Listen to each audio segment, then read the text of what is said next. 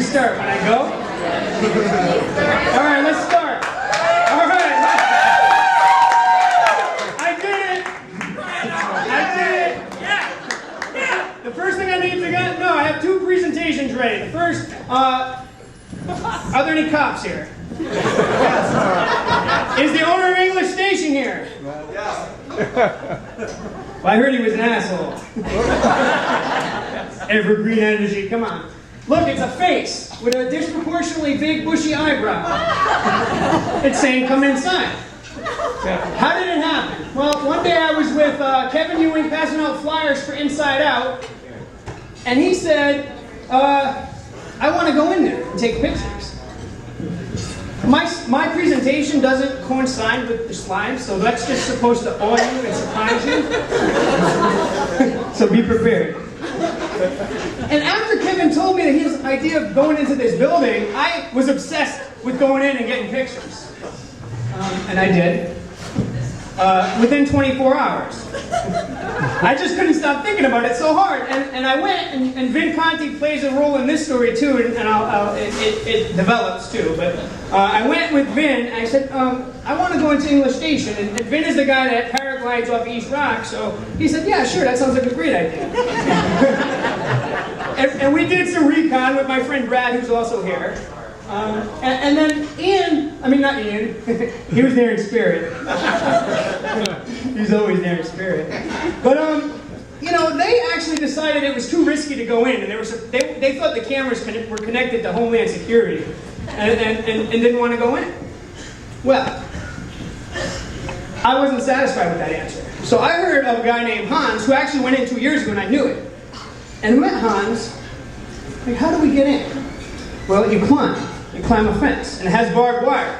And unfortunately, Hans went over first. I was like, well, that looks really easy. You guys know, Hans is about 7'2",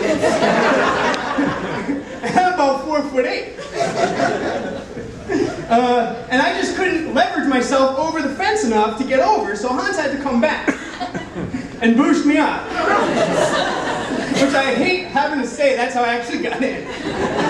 Take a tall person with you if you're short. So that's why you'd see on future Facebook posts, I'm looking for grappling hooks. So if anyone knows where I can get a grappling hook, make one. Make one, yeah. Plastic grappling, could you make it out of metal? All right. Could you make it shoot from my hip?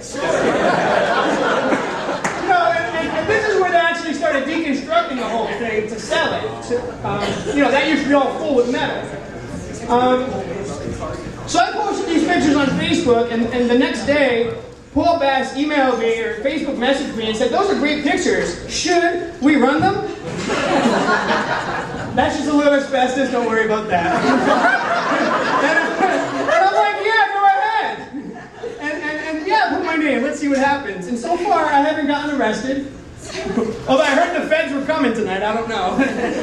That'd be, I did put on my Facebook the day before I went in, if I get arrested, it's for art. Cool, I've been arrested for worse reasons. We didn't break anything except the window, but that window was already broken, so I don't think that counts. So I put my email address in the comments on the NHI, and I got an email from a lady, and the title underneath her email was the Senior PCB and Storage Tank Analyst with the DEP. And she wanted to talk to me. Yeah, that's exactly what I was thinking. So I actually talked to her, and the first thing she said was, Chris, I really love your pictures. You did a really great job. I'm like, oh, well, thank you. I'm glad you appreciate the art. What's the flip side of that? And then, basically, I was really just her canary. She wanted to verify the dates. She wanted to know, was there anything leaking?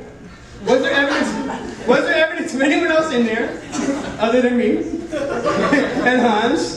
How did we get in? What did we wear? Did we take precautions? And we sort of did.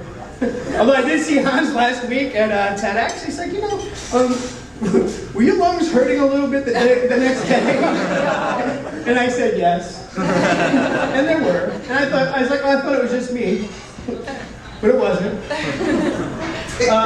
Blade Runner, New Haven. And then a guy emailed me And I looked him up online because I want to know who these people are. And it turned out he worked for the Yale Daily News, but he was also a filmmaker. And he asked me, he's like, oh yeah, so I have this film and I want to shoot, and could we go in there? Like I was the arbiter of who gets to go in. Hey, that's me and Hans. We did it! We did it! If the feds are here, we photoshopped it! And I said, listen, man, you know, some vistas in New Haven, I've always wanted to catch the skyline this way, and I never could, until I climbed English Station. And so while we're up on the roof, here comes Vin back into the story. Hans and I are looking, and we see these lights, and we're about dead eye level even with East Rock. And we see lots of siren lights on East Rock, and we joke, like, that's the helicopters that are coming for us. Well, it turns out Vin was getting arrested on East Rock for trying to paraglide off East Rock. So much for risk assessment. Thanks, Vin, for the deflection. And the kicker is, there's a better part. I can't believe it. So I work for a nonprofit. He got sentenced to 10 hours of community service that he's doing for my nonprofit.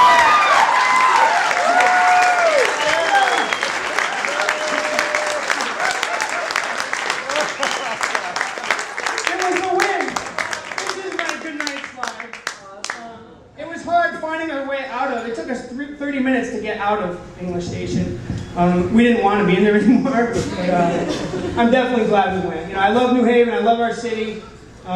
English Station is sad what it is, and that it would take $300 to $500 million to remediate the site, but thank you guys for listening to me on my slides.